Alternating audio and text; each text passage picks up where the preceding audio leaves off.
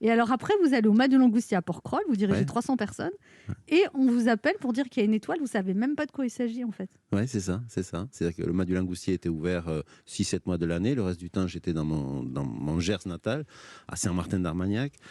Et je reçois le patron du Mas du Langoustier m'appelle en me disant écoute, je sais pas, on a reçu un message comme quoi pour nous féliciter pour notre promotion. De quoi il s'agit? Je dis j'en sais rien. J'ai appelé Michel Leroin, pour qui j'ai travaillé aussi, 3 étoiles Michelin à la Côte Saint-Jacques, et qui me dit mais Michel, mais t'as une étoile Michelin? Je dis mais non, c'est pas vrai. Et là, je m'attendais tellement pas parce qu'on faisait énormément de couverts, c'était dur, un rythme intense. Et voilà, je faisais 400 couverts par jour. Et quand j'ai eu l'étoile, oui, j'étais fou de joie, fou de joie. Là, c'était une revanche aussi, une consécration. Ouais, revanche, j'avais pas de revanche à prendre. C'était une satisfaction, une reconnaissance du travail que je faisais avec l'équipe. Parce que mais alors vous dites que depuis que vous avez des étoiles, vous avez peur de les perdre chaque année. Ah ben ça, c'est le principe, chaque interview, vous dites oh là là, j'ai 57 ans, je stresse encore. Après l'année d'après, oh j'ai 58 ans, j'ai encore peur. Qu'est-ce que vous limitez bien en tout cas? Non mais dans tous les interviews, vous dites ça, que ça vous met une pression. Mais bien sûr, c'est une épée de Damoclès qu'on a parce que tous les ans, c'est remis en cause. Là, vous en avez compte 2 là. 2 étoiles à Toulouse, mais c'est vrai que on sait qu'on peut les perdre à tout moment. C'est l'avantage d'avoir les restaurants fermés. Vous pouvez pas les perdre là, en ce moment.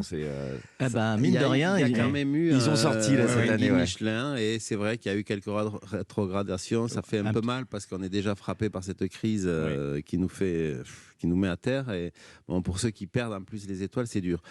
Mais c'est vrai que, vous savez, moi je vis avec ce stress en permanence. Surtout que vous savez pas qui vient de Michelin en fait. Non. Ils sont cachés. Ils sont masqués, oui. C'est jamais les mêmes en fait. Non. Est-ce qu'ils viennent à plusieurs, vous savez pas? Ils peuvent venir à plusieurs. Ouais. Ils peuvent venir à plusieurs. Moi, ça m'est arrivé d'avoir. Vous en avez jamais repéré? Très rarement. Très rarement. Ils font très bien leur métier. Comme le film de Louis de Funès. Ouais, exactement. Où il sert le mauvais. Ouais. Mais c'est un métier où on est. Il y a le guide Michelin, il y a les autres guides, il y a aussi. Bien sûr. Et puis il y a aussi les réseaux sociaux, les sites participatifs, et tout ça fait qu'on est jugé en permanence, midi et soir. Et ça fait partie du métier, mais ça stresse beaucoup. Et j'ai l'estomac qui fournit pas mal d'acide chlorhydrique. Ouais. C'est vrai? Vous avez du reflux. Même après toutes ces années Ah oui, on n'a pas. Je crois qu'on peut jamais être serein dans ce métier. Il ne faut pas s'en détacher ou se dire finalement je connais mon métier, je sais faire. Non, parce que j'ai pas. Il faut se renouveler. En plus, il y a des modes. Mais bien sûr, je crois que j'ai pas la prétention de connaître mon métier. Je connais des ficelles, mais j'espère toujours que le meilleur plat de ma carte reste à venir. Donc j'ai toujours cet espoir et je travaille toujours. Et je pense que le jour où on est dans le confort, ça sent le sapin. Ouais. Alors, vous avez une caractéristique, Michel Saran, c'est que vous avez une veste noire, parce que les chefs sont en blanc.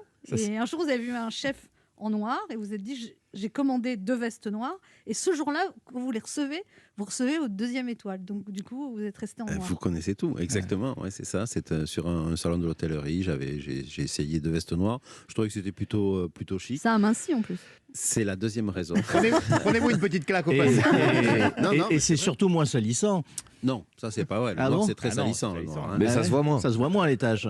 Le lait sur la crème, le beurre, la tomate sur le noir. Bon, rouge et noir, c'est bien, mais non, c'est très salissant. Je suis en Et là, vous pourriez avoir une 3e, ça existe?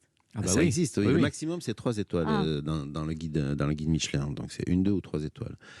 Mais 3 étoiles, je pense qu'ils sont 27. Il y a 27 3 étoiles en France. Moins de 30. Moins de 30. Et c'est une petite famille. Mais